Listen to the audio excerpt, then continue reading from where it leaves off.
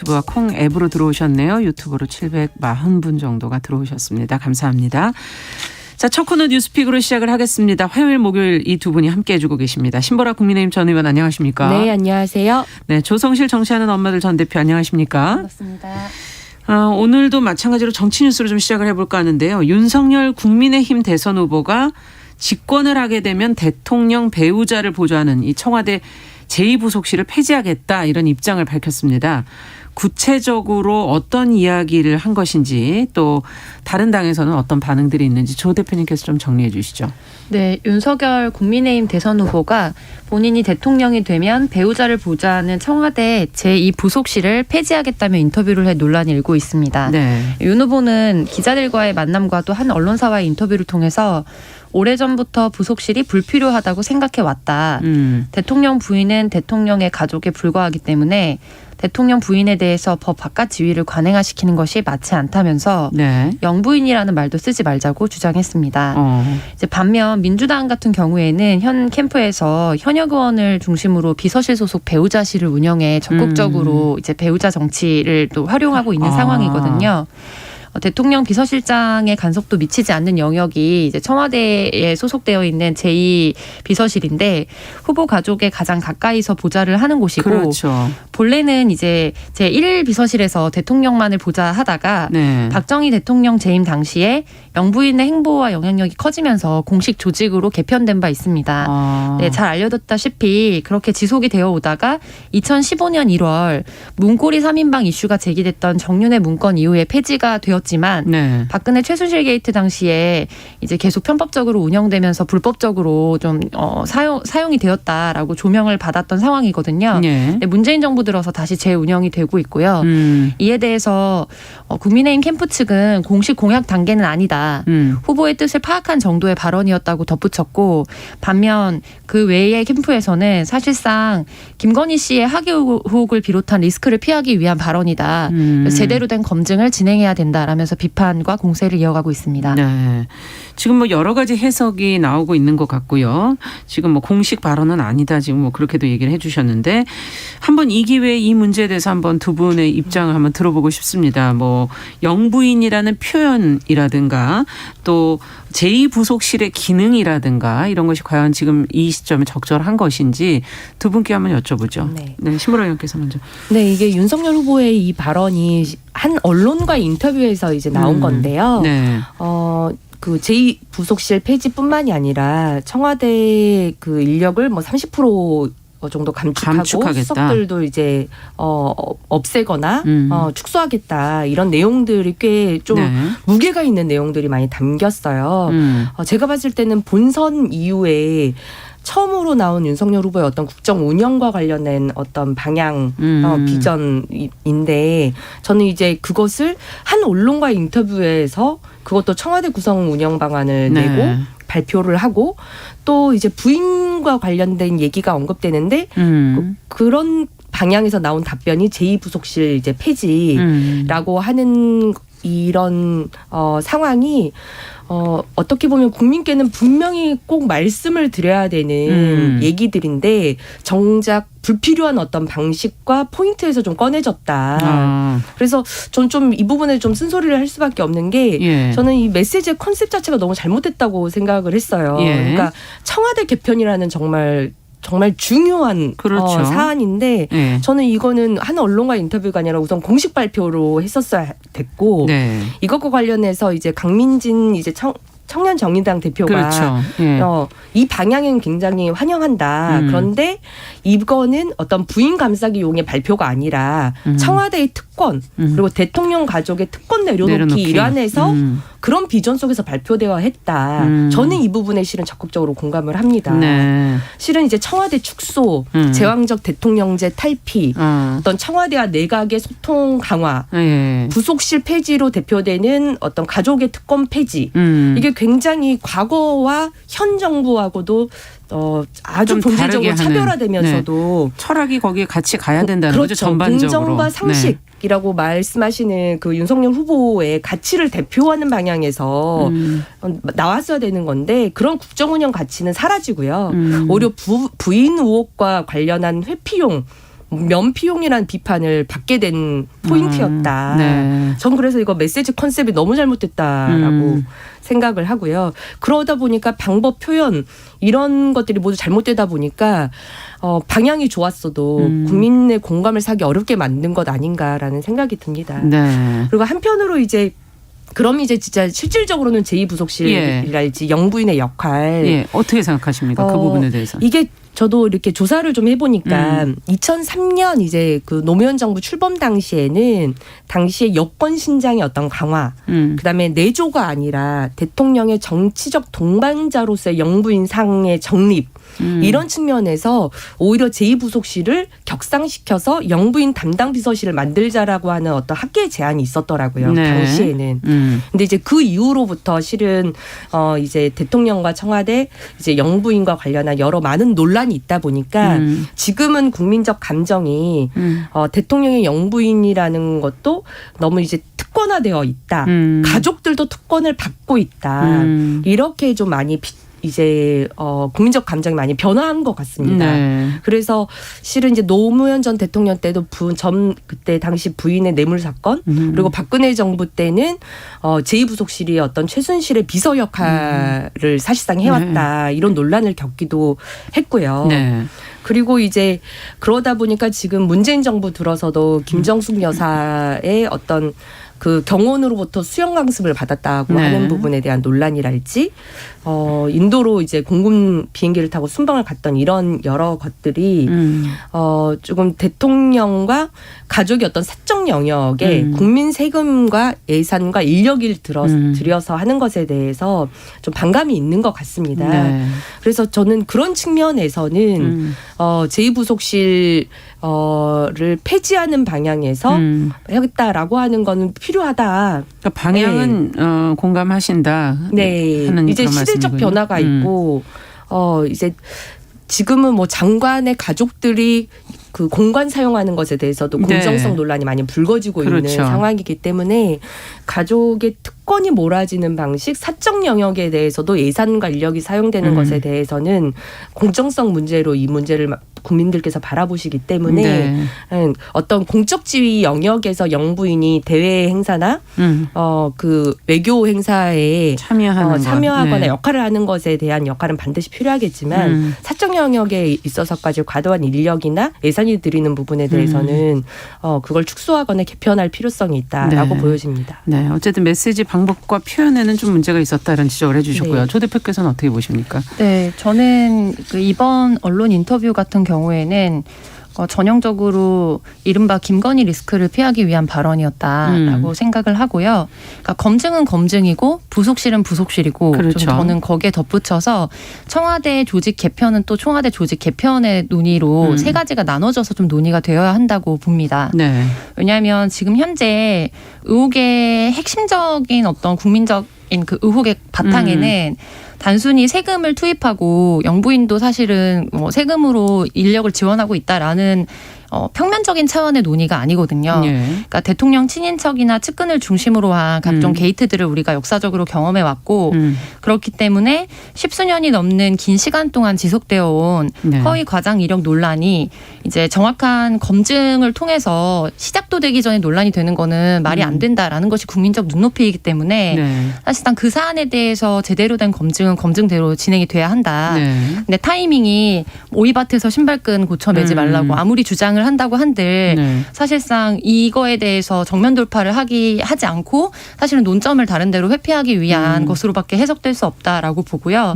이제 두 번째 부속실 논의 같은 경우에는 1인 가구가 늘어나고 있는 시대이기 때문에 가족 정치가 사실은 기본값이었거든요. 이제까지. 온 가족이 동원이 되고 거기에서 이제 성 역할을 보자면 주로 남성 정치인을 보자 하는 여성 가족들이 대다수였고 아주 이례적으로 뭐 심상정 후보 같은 경우에 그래서 사실은 여성 정치인을 지원하는 남편 배우자의 역할이 굉장히 또 이슈가 되기도 하고 한 바 있습니다. 근데 이거 모두가 부부가 정치를 한다, 그러니까 부부가 된 기혼자가 정치를 한다는 것을 좀 전제로 하고 있어요. 근데 이제 자라나는 세대 그리고 또 올라오고 있는 현재의 새로운 정치 세대 같은 경우에는 1인 가구가 상당수이기 때문에 가족 정치에 대한 뭐 기대 혹은 기본값 자체가 바뀔 수밖에 없다. 틀이 좀 바뀌어야 네, 된다. 그래서 그런 의미에서 보자면 제2부속실 자체는 폐지를 하는 방향이 저는 필요하다고 생각을 하고 다만 활발한 정치 활동을 펼치는 경우에는 일부속실에서 지원을 하되 이제 배우자가 어떻게 보면 뭔가 그거에 대해서 따라가는 어떤 형태의 종속적인 형태의 지원이 아니라 자체적인 역할을 가지고 지원하는 형태의 구상을 갖추면 충분히 이루어질 수 있다고 보고요. 다만 앞서 말씀하셨던 청와대 전체 조직의 축소 논란 같은 경우에는 좀 더 다양한 모습을 좀 볼 필요가 있다고 생각을 하는데요. 먼저는 개헌 논의와 함께 이루어졌어야 하는 부분이라고 생각을 합니다. 그러니까 보통 대통령을 지원하는 인력을 줄이자 혹은 국회의원의 수를 줄이자 하는 일이 뭔지 모르겠다 이런 논의들이 많이 있는데 좀 더 들어가 보면은 사실 이게 권력의 특성이라는 것이 소수가 전유를 할 때 훨씬 더 그 힘이 막강해지고 조금 더 이 파워가 강력해질 수밖에 없습니다. 그런 의미에서 보자면 숫자를 줄이면 더 강력해진다는 거죠. 네, 그들이. 그래서 권력을 얼마나 전유하고 있느냐가 사실은 게이트나 비리의 핵심이거든요. 그런 의미에서 봤을 때 현재의 헌법적인 바탕 아래에서 청와대의 조직을 줄였을 때 일어날 수 있는 반사적인 부작용이 좀 예상이 되는 부분들이 있어요. 그래서 개헌적인 전체 틀을 바꾸면서 협업 체계가 원활하게 이루어질 수 있는 것을 전제로 해서 조직을 줄이는 방향이 저는 조금 연착륙할 수 있는 방향이라고 생각을 하고 이제 마지막으로 가장 이 논의가 나오게 된 단초 혹은 흐름에서 좀 바탕이 되는 거는 후보자 가족에 대한 검증을 어디까지 할 것인가의 논의이거든요.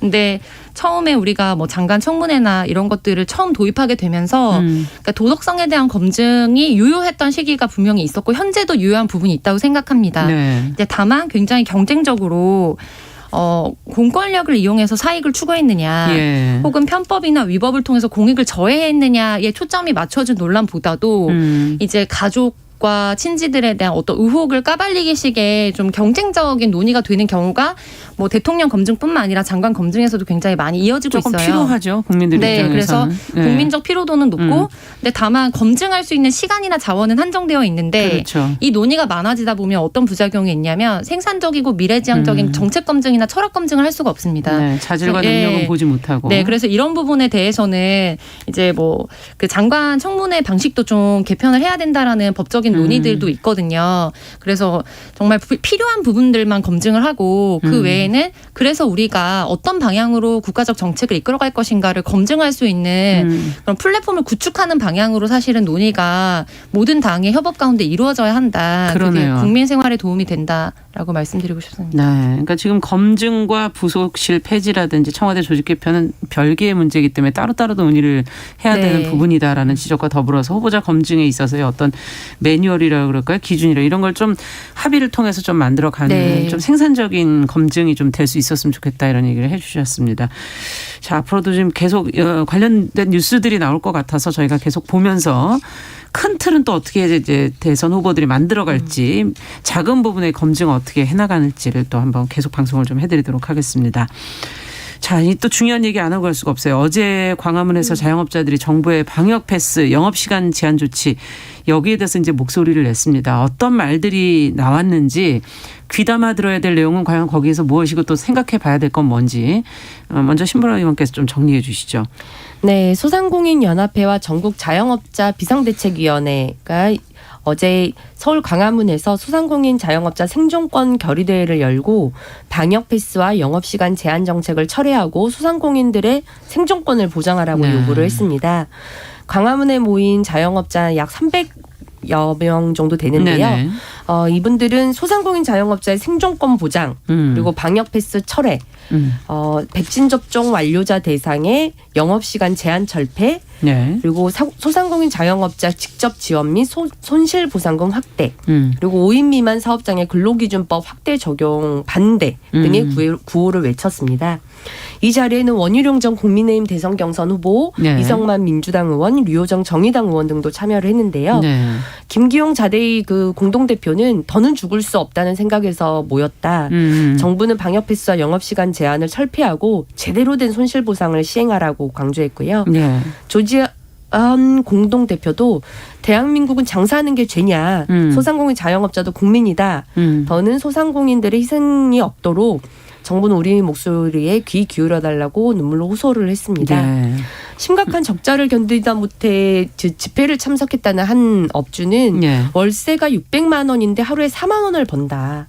손실보상이라고 해도 정확하게 이루어지지 않고 근거 없이 소상공인들만 죽어나가고 있다고 분통을 터뜨리기도 했습니다. 네. 자, 지금 뭐 그동안에도 계속 사실 논의가 되어 왔던 네. 내용인데 이제 위드 코로나가 되면서 조금 새로 또 뭐 어찌 보면 소상공인으로 지금 들어오신 분들도 계실 거고 다시 또 뭔가 잘 되지 않을까 하는 기대 속에서 추가로 뭔가를 또 하신 분들, 노력하신 분들도 계시지 않을까 하는 생각도 들면서 방역이 지금 근데 강화될 때마다 이제 이분들의 희생을 바탕으로 지금 하고 있어서 정부 조치에 문제가 있다면 어떤 부분인지 어떤 대책이 그러면 필요할지 좀 머리를 맞대 고민을 해야 될 것 같습니다. 시간이 계속 길어지고 있어서 어떻게 보십니까? 조 대표께서는.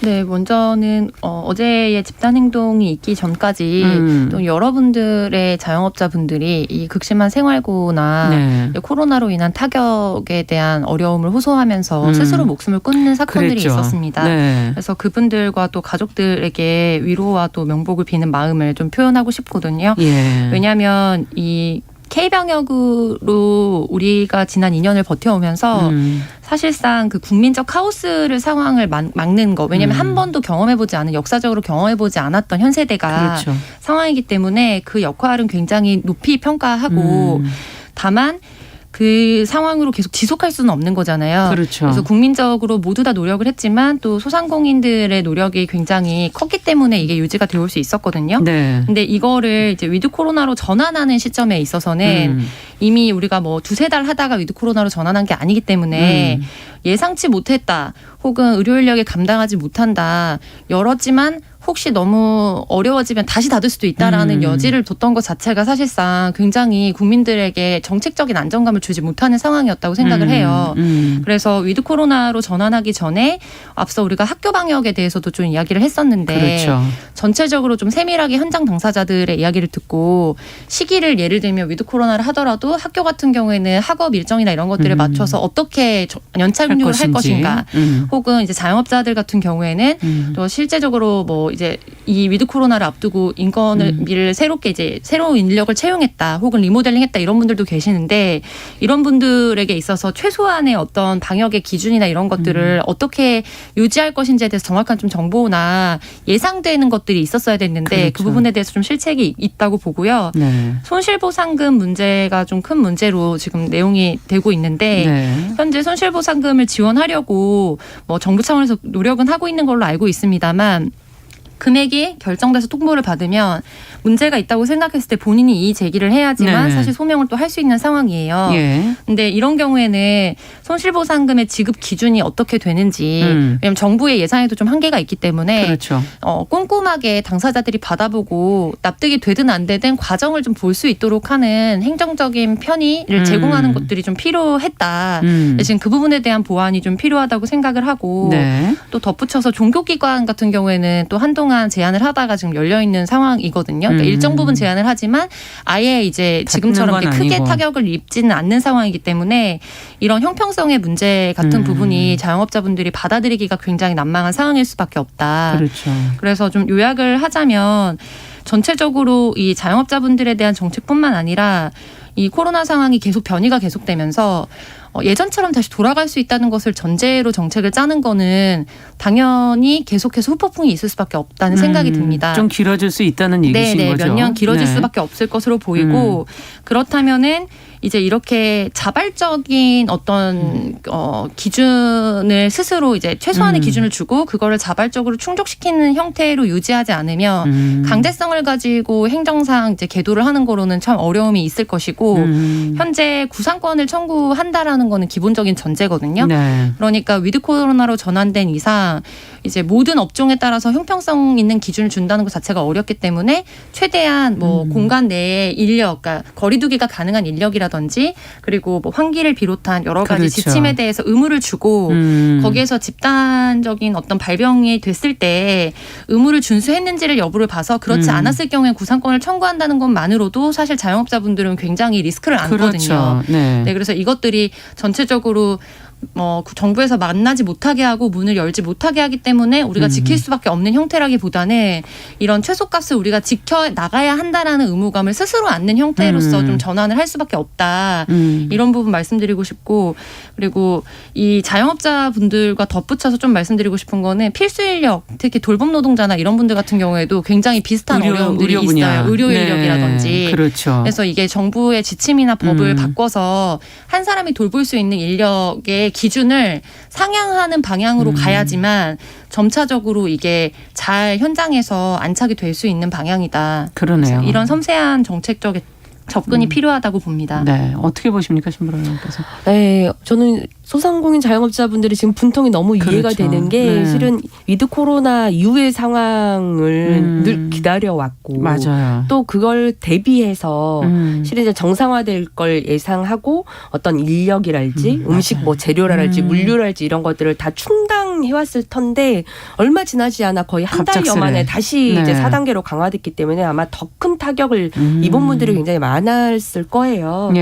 근데 이제 지금 어제 이제 중소벤처기업부가 내년도 업무 계획을 발표를 하면서 이 코로나19로 어려움을 겪는 소상공인을 돕기 위해서 손실보상 대상도 확대하고 이와 별개로 방역지원금도 지급하겠다는 내용의 그런 업무 계획을 발표를 했습니다. 그 내용을 보시면은 3조 2천억 원을 투입을 해서 손실보상을 하고요. 그 대상도 계속 문제가 되었던 게 집합금지하고 영업시간 제한된 업종에 한해서만 지원을 했었는데 이걸 시설인원 제한 조치를 받은 곳으로도 다 확대가 되고요. 분기별 하한액도 엄청 문제가 됐었어요. 그래서 하한액이 10만 원이어가지고 이게 무슨 손실보상이냐 이게 논란이 됐었는데 10만 원에서 50만 원으로 이제 5배를 확대한다는 내용도 있고요. 그다음에 손실보상과는 별개로 매출 감소된 그 소기업 소상공인에게 는 320만 명 대상인데요. 100만 원씩 방역 지원금을 지급하고 또 최저 1.0%의 금리로 35조 8천억 원 규모의 자금도 공급할 계획이라고 지금 근데 뭐 언제부터 정확하게 했습니다. 되는 것인지. 아무래도 이게 내년 업무 계획이니까 이제 내년도에 이제 시행 계획인데 지금 현재도 이제 4분기 손실 보상도 제대로 잘 안 이루어져서 내년 2월에 지급이 된다고 하니까 미뤄지고 있군요. 지금 이 답답함의 무게가 엄청 커지고 있죠. 그리고 예산 지원 부분도 여전히 매우 체감도가 낮아서 이에 대한 보완도 매우 중요할 것 같습니다. 네, 숙제가 많네요. 자, 앞으로도 저희가 계속 또 한번 지켜보도록 하겠습니다. 뉴스픽 조성실 정치하는 엄마들 전 대표, 신보라 국민의힘 전 의원과 함께했습니다. 말씀 잘 들었습니다. 감사합니다. 감사합니다. 자, 정용실의 뉴스 브런치 1부 마치고 저는 잠시 후에 돌아오겠습니다.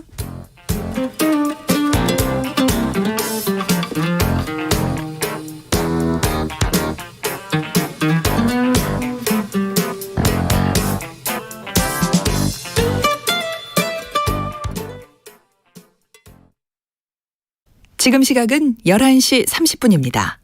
KBS